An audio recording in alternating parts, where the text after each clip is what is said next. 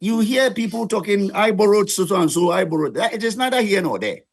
Let me make it categorically to Ghanaians that the trajectory we are going, we are treading on dangerous path like Argentina and Greek.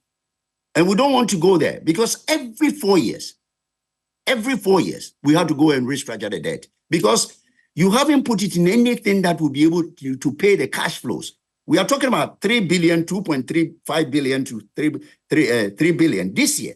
Do you know that by the time we come to the rescheduling time, where the maturity, as Kofi is saying, we will be paying not 2.3, we'll be paying close to maybe 6 billion. Have we made the provision where we'll be able to pay? So let us, as a country, let us stop these blame games and see the seriousness of it. Because I don't think we attach more seriousness to what we have. We like taking glory for it. But you see, what we haven't done, we must be very analytical and do the empirical analysis and say, what have we done to ourselves? I mean, we are the only, you see, Zambia is not crying as we are crying because Zambia external debt is only 4 billion.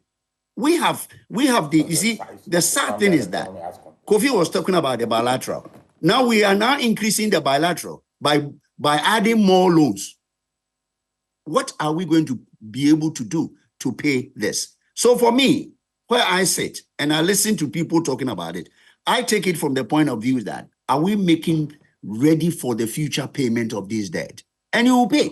So, Doc, let me ask you this. As of now that we have a restructure program, meaning that we are not going to be paying, we have some sort of 4 years where we can, rebuild the economy in a way. What are some of the things that we can do to rebuild the economy, to raise enough funds to be able to say that in the next 4 years, we are of a certain level and we can be able to pay off debts? You see, thank you very much. You've asked a very, very relevant question. Look, let me say this and let my listeners and those people, politicians, listen to me.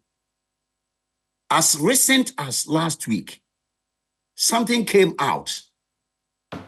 Ghana has allowed some institutions called FinTech to withhold 57 billion cedis, according to the dollar term, 5 billion. Remittances. And that is where my friends sitting anywhere are not talking about it.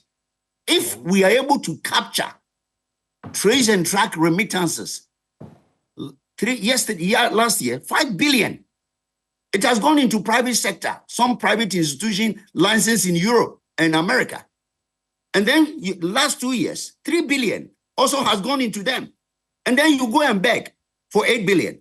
When you can collect these remittances alone, be able to pay your debt. I am giving them a clue.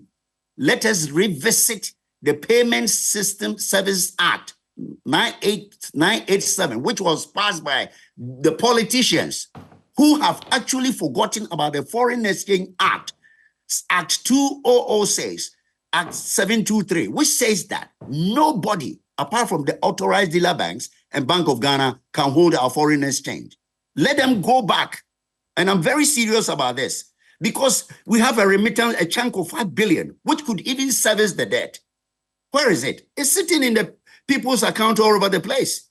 And we come and sit here and say that we are taking glory for risk-cutting debt. Debt, if you risk-cut it 20 years, it will come to hit you.